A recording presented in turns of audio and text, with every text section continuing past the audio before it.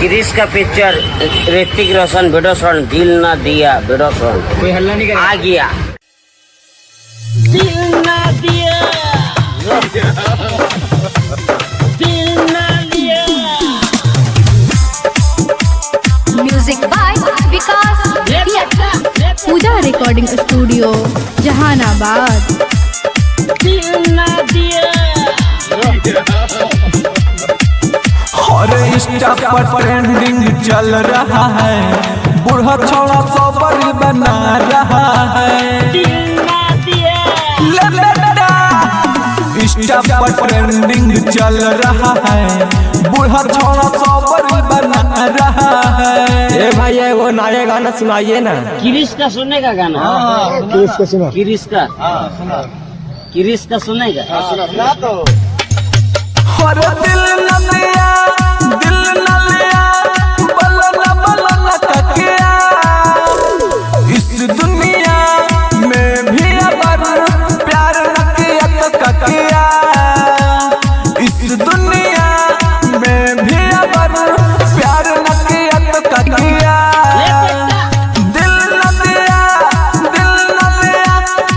बलन ककिया, इस दुनिया में भी अगर प्यार न किया तो ककिया।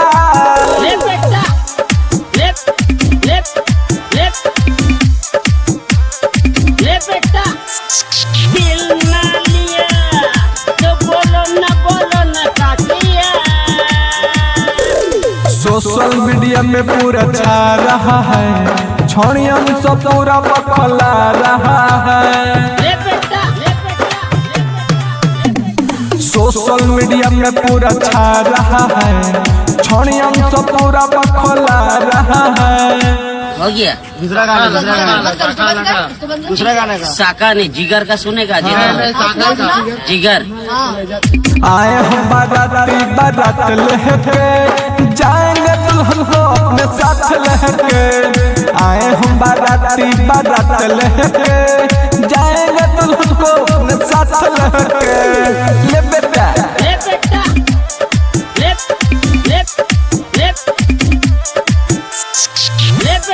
दिल ना दिया दिल ना लिया दिल ना लिया।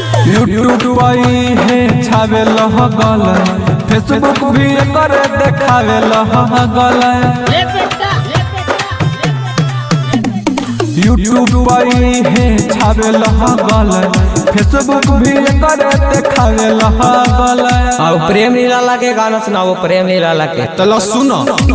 रोज रोज बुखार लागो, याद तेरा सातल कौगे जन, दिलवा में घाव भेलौ, डॉक्टर बहतल कौगे जन।